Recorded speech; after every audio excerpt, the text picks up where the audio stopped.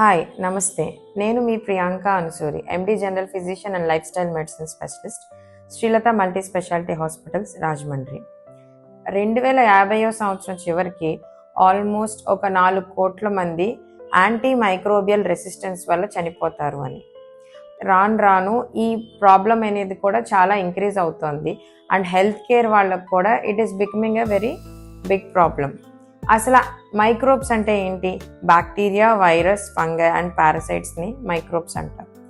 వీటికి విరుద్ధంగా ఎప్పుడైతే మనకి బాడీలో ఇన్ఫెక్షన్ వస్తుందో మన బాడీ కొంత ఇమ్యూనిటీని డెవలప్ చేసి ఫైట్ చేస్తూ ఉంటుంది.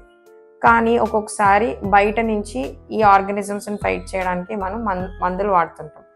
వాటినే యాంటీ మైక్రోబియల్ ఏజెంట్స్ అంటాం. Like antibiotics, antiviral drugs, anti fungal drugs and anti parasitic drugs. ఎప్పుడైతే ఈ డ్రగ్స్ వాటి యొక్క ప్రభావం ఆ ఆర్గానిజం మీద పనిచేయట్లేదో దాన్ని యాంటీ మైక్రోబియల్ రెసిస్టెన్స్ అంటాం. అసలు ఎందుకు ఈ యాంటీ మైక్రోబియల్ రెసిస్టెన్స్ వస్తుంది అని అవగాహన కల్పించాలని అనుకుంటున్నాం. ఎప్పుడన్నా చాలాసార్లు మనకి ఒక జలుబు వచ్చినా లేదా అప్పుడప్పుడు విరేచనాలు స్టార్ట్ అయినప్పుడు చాలా అరుదుగా చాలామంది ఏం చేస్తారంటే వెళ్ళి మెడికల్ షాప్లో మందులు కొనుక్కున్నప్పుడు యాంటీబయాటిక్స్ స్టార్ట్ చేయడం చేస్తుంటారు. ఆర్గానిజమ్స్ వాటి యొక్క పాపులేషన్ని ఫస్ట్ యాంటీబయాటిక్ తీసుకోగానే 24 to 48 అవర్స్లో ఆ యాంటీబయాటిక్ ప్రభావం చూపించి 50% దాని యొక్క పాపులేషన్ని తగ్గిస్తాయి. కానీ ఎప్పుడైతే ఆ సిమ్టమ్స్ నుంచి ఫ్రీ అవుతామో చాలామందికి తెలియక యాంటీబయాటిక్ని స్టాప్ చేసేస్తారు అబ్రప్ట్గా. ఎప్పుడైతే ఆ యాంటీబయాటిక్ స్టాప్ చేస్తారో ఈ ఆర్గానిజం యొక్క గ్రోత్ మళ్ళీ మల్టిప్లై అయిపోతాయి.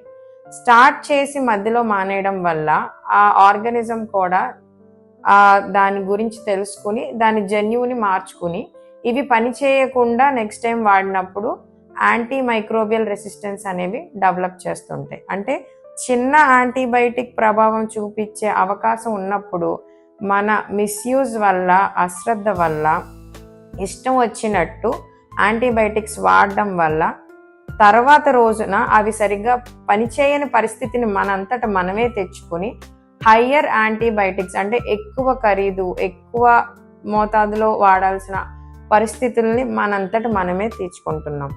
సో ఎప్పుడన్నా before you start an antibiotic ఒక ప్రాపర్ రిజిస్టర్డ్ మెడికల్ ప్రాక్టీషనర్ దగ్గర కన్సల్టేషన్ తీసుకుని స్టార్ట్ చేయండి.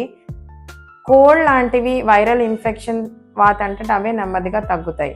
ఒక్కొక్కసారి 2-3 రోజులైనా సిమ్టమాటిక్ ట్రీట్మెంట్ తీసుకుని కూడా తగ్గకపోతే that is when we start antibiotics. ప్రతి ఇన్ఫెక్షన్కి యాంటీబయాటిక్స్ డే 1 స్టార్ట్ చేయకూడదు, చూసుకుని స్టార్ట్ చేసుకోవాల్సి ఉంటుంది.